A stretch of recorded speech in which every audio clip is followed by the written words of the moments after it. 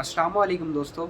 आज हम जो हमारा टॉपिक था, दरअसल हमने एक सिलसिला शुरू किया था सेक्सुअल वीकनेस क्या है, असबाब क्या हैं, अलामात क्या हैं, वजूहात क्या हैं और इलाज क्या है। तो उसी को लिए हुए हम आगे चल रहे हैं और आज का हमारा टॉपिक है, वो टॉपिक है निज़ाम इन्हज़ाम। तो चलें हम अपने टॉपिक की तरफ चलते हैं। और निज़ाम इन्हज़ाम दरअसल इंसान के पूरे वजूद की जो बका है वो ख़ुराक के बग़ैर नहीं है। ये आप सभी लोग अच्छे से जानते हैं कि ख़ुराक के बग़ैर इंसान के जिस्म की बका नहीं है। पौधे हैं, अगर उनको पानी ना दें तो उनके जिस्म की बका नहीं है। जानवर हैं, अगर उनको सब्ज़ चारा, पानी और छाँव और धूप ना दें, वो एटमॉस्फेयर ना दें, तो वो अपनी अफज़ाइश नस्ल भी नहीं कर सकते। ना सिर्फ अपनी अफज़ाइश नस्ल कर सकते हैं बल्कि वो एक दिन अपनी जान से भी हाथ धो बैठते हैं। इसी तरीके से इंसान के जिस्म की जो बका है वो ख़ुराक पर भी है। तो ख़ुराक दरअसल आम तौर पे सेक्सुअल वीकनेस का एक बड़ा जो सबब है वो ख़ुराक की कमी भी है।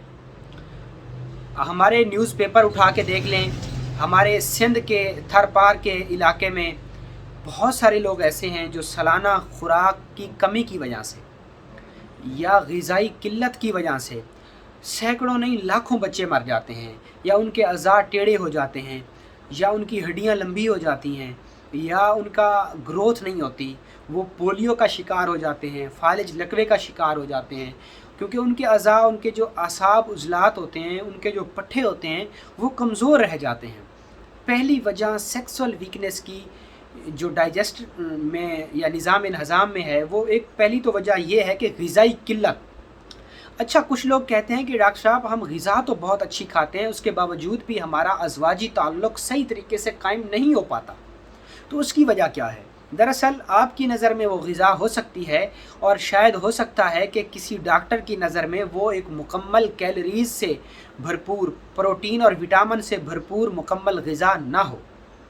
दरअसल हमारे यहाँ फ़ास्ट फूड के नाम पे एक बहुत बड़ा तूफ़ान आया हुआ है, जिसमें तेल और गंदे बाज़ारी सस्ते तेल के अंदर बहुत सारी चीज़ें तल के जो है ना हमारी यंग जनरेशन खा के न सिर्फ सेक्सुअल वीकनेस का शिकार हो रही है, बल्कि जल्दी बीमारियाँ, ज़ब्त नफ्स ख़त्म होता जा रहा है, अदम बर्दाश्त, गुस्सा, टेंशन, डिप्रेशन, एंग्जाइटी और पेशाब से रिलेटेड, कब्ज़ से रिलेटेड मसाइल पैदा हो रहे हैं।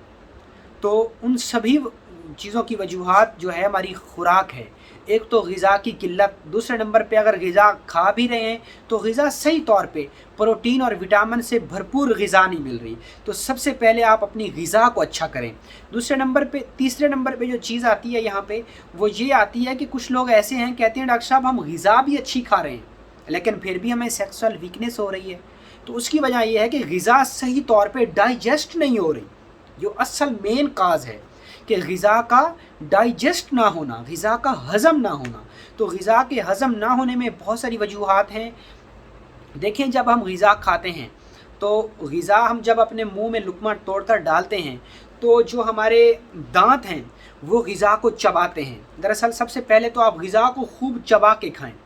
नंबर 2 पे हमारे जो गुदूद हैं, ग्लैंड हैं, जो सलाइवा यानी थूक पैदा करते हैं, वो थूक हमारी ग़िज़ा के अंदर, हमारी ख़ुराक के अंदर शामिल होकर ग़िज़ा को नरम होकर डाइजेस्ट होने में भी मदद देती है, और ग़िज़ा की नाली के ज़रिए, हलक के ज़रिए ग़िज़ा की नाली में उतरने में भी मुआविन और मददगार साबित होती है।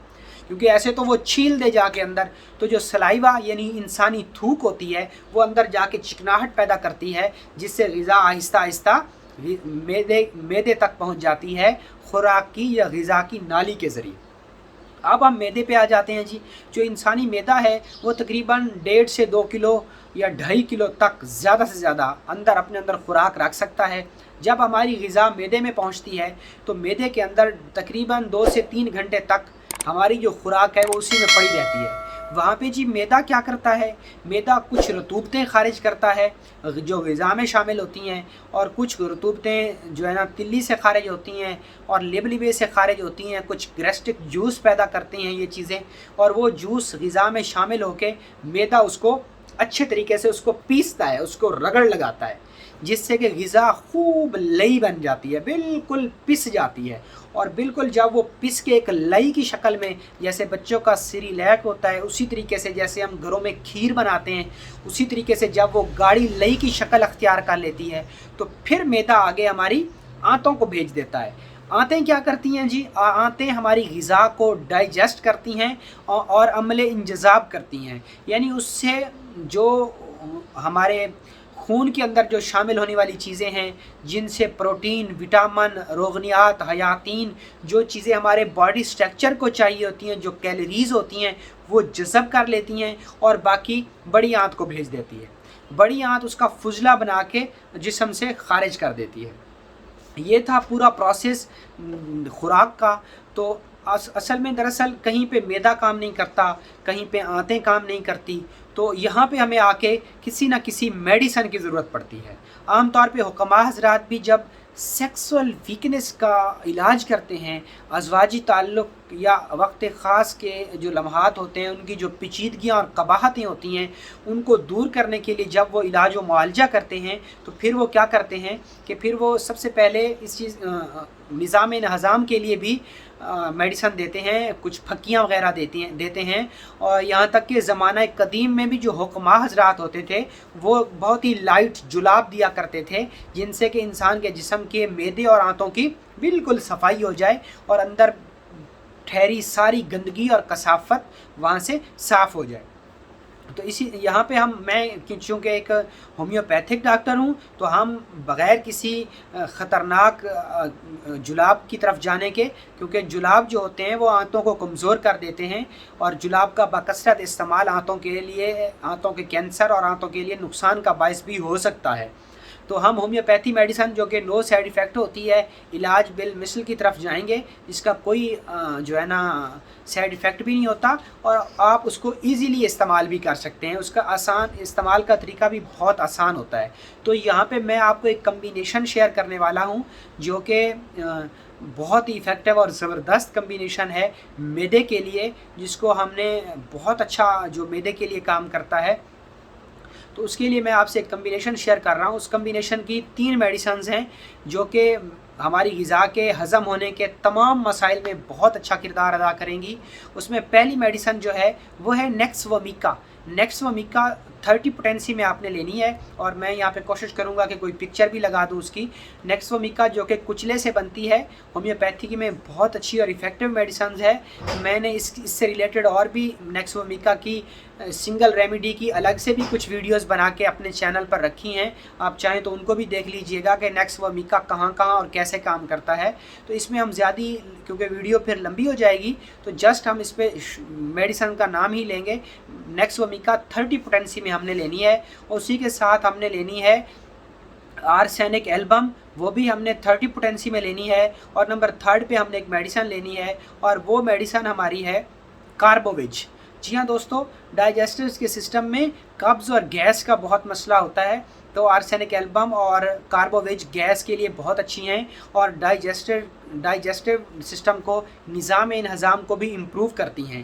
تو آپ نے ان تینوں میڈیسن کو کسی بھی ہومیوپیتھی میڈیکل سٹور سے لے کے آنا ہے، اور یہ آپ 30 ml کی جرمن یا لوکل کسی بھی کمپنی کی آپ لے آئیے، اور وہیں سے یہ خالی ہومیوپیتھی شیشے کی خالی ویل بھی لے آئیے، ڈراپر اور اس کا ڈھکن بھی لے آئیے گا۔ تو ان کو آپ برابر یعنی 10 ml ساری میڈیسن کو ملائیے اور 10 جھٹکے مار کے اپنے پاس رکھ لیجئے، اور اس کے اوپر آپ لکھ دیجئے fit digestive combination. Fit digestive combination, یہ کمبینیشن ہے۔ اس کے آپ نے 5 قطرے صبح، دوپہر اور شام، یا ہر کھانے کے بعد 3 قطرے آپ نے 1 چمچ پانی میں ڈال کے پی لینے ہیں، یا 5 قطرے اگر آپ یوز کریں گے تو پھر آپ ½ کپ پانی میں ڈال کے اس کو یوز کیجئے۔ تو جب آپ کا ڈائجسٹو امپروو ہوگا، آپ کے جسم سے کھائی جانے والی خوراک ہضم ہوگی، اور وہ جگر کے اندر جا کے سالیہ خون پیدا کرے گی، ریڈ بلڈ سیلز پیدا کرے گی، تو اس سے نہ صرف سیکسول سسٹم امپروو ہوگا بلکہ پورے جسم کی رعنائیاں بحال ہوں گی، اور آپ ایک صحت مند زندگی گزار سکیں گے۔